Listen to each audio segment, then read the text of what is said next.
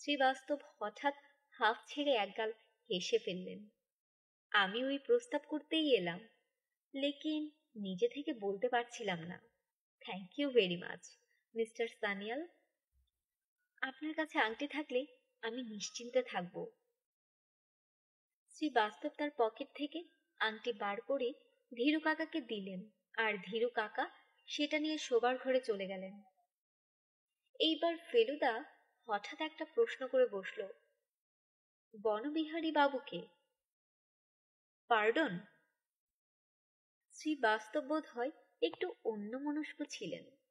ফেলুদা বলল, আপনি বললেন না যে বনবিহারী বাবু পাড়ায় আছেন বলে চোর টোর আসে না?